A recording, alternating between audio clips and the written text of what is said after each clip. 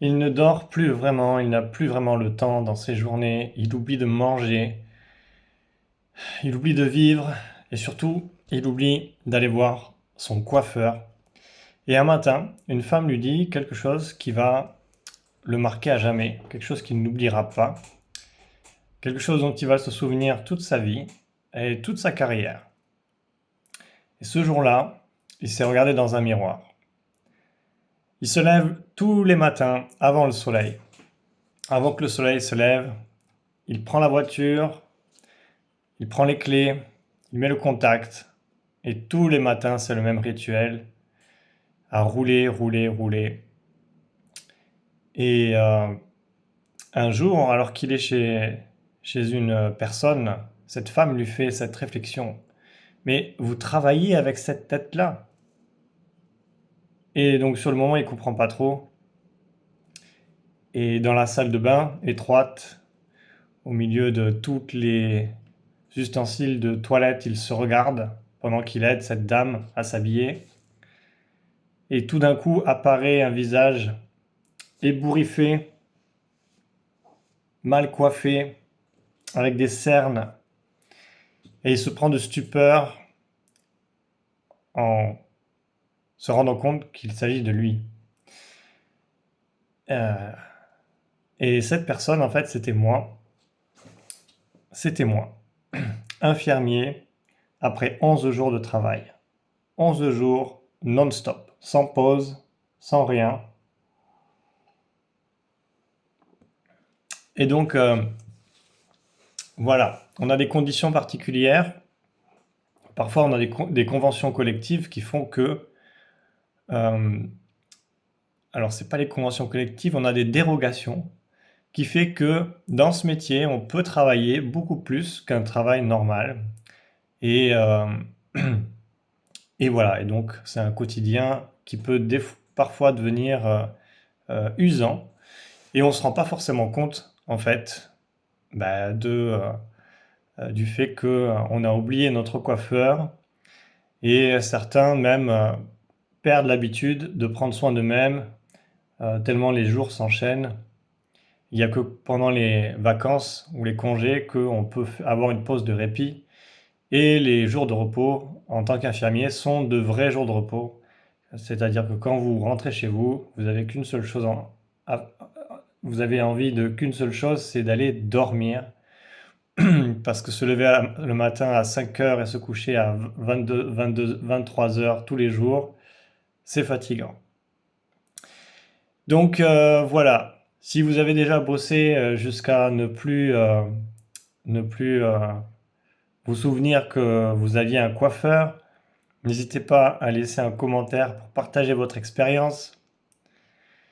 Bien entendu, les femmes sont bien meilleures à ce jeu-là, puisqu'elles ont, d'une part, elles ont les cheveux longs, donc quand ça pousse, ça se voit pas trop, on va dire. Et puis après, elles utilisent du maquillage, puisqu'elles ont plus l'habitude que les hommes de masquer les effets de la fatigue, n'est-ce pas? Donc voilà, donc cette histoire est vraie, hein. Cette histoire est vraie. Alors après, on trouve des substitutions. Euh, on- Parfois, on achète une tondeuse et on se dit, j'ai pas le temps d'aller prendre un rendez-vous, d'aller poireauter 1 heure chez un coiffeur, pour après rentrer chez moi et recommencer le mois suivant. Et c'est aussi un peu une erreur parce qu'il faut qu'on apprenne à prendre soin de soi. Prendre soin des autres, oui, mais sans prendre soin de soi de, n'a pas de sens. Et on peut vite s'oublier en faisant comme ça. Donc prenez soin de vous.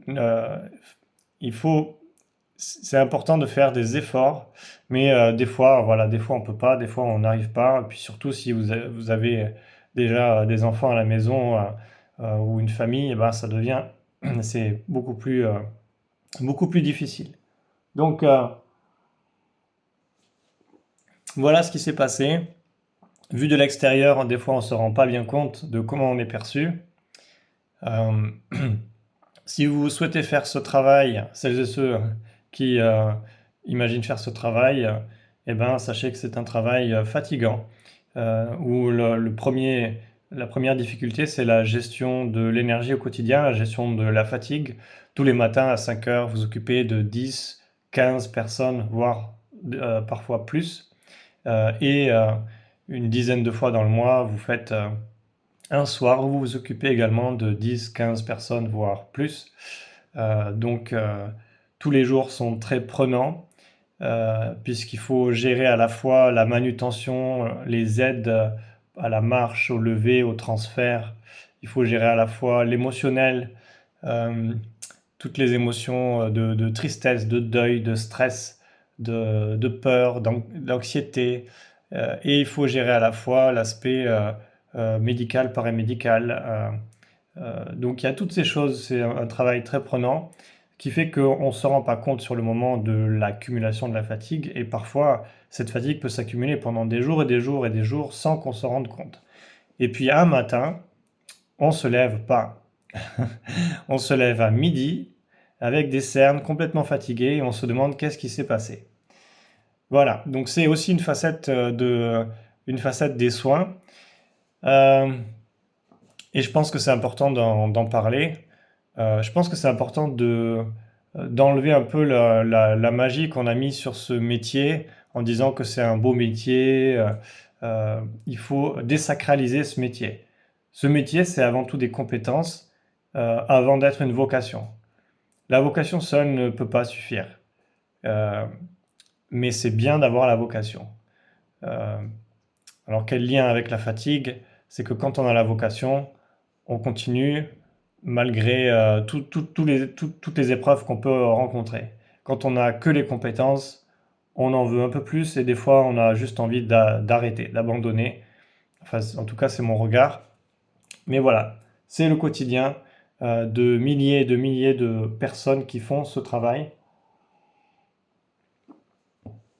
Et, euh, et voilà, donc nous ne faisons pas de télétravail.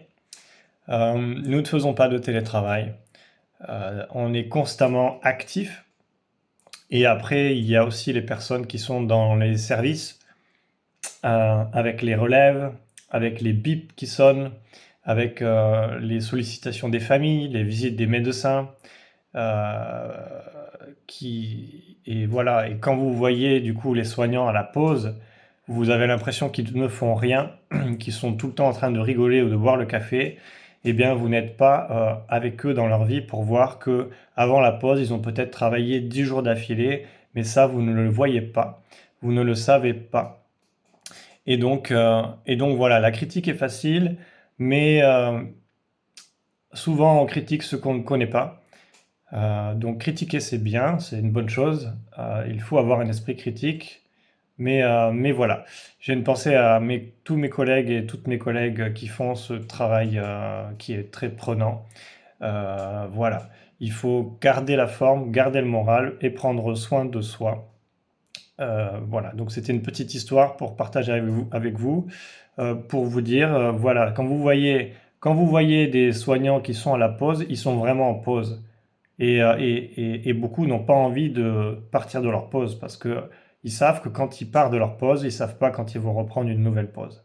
Et des fois, ils ont des pauses qui sont inscrites dans leur planning et bah, on peut tout simplement pas les prendre. Donc, euh, donc voilà, il y a ce qu'on voit et après il y a la réalité. Et après, c'est vrai que il faut que j'aille chez mon coiffeur, mais bon, moi, moi, je suis fâché avec le coiffeur, hein. Donc, il m'a jamais rien fait, hein, mais je sais pas. J'ai abandonné. J'ai abandonné l'idée de m'organiser. Tiens, une idée pour les coiffeurs et les coiffeuses, une idée que je lance comme ça, une bouteille à la mer. Euh, les coiffeurs et les coiffeuses pourraient venir dans les hôpitaux, dans les services, coiffer les soignants, plutôt que les soignants se débrouillent pour booker un rendez-vous, prendre une heure de leur temps pour se déplacer et rentrer chez eux parce qu'on manque de temps. C'est une idée comme ça que je lance. Voilà, vous en faites ce que vous voulez. Voilà, j'espère que vous allez bien et que vous prenez soin de vous et je vous souhaite une très bonne journée. Salut!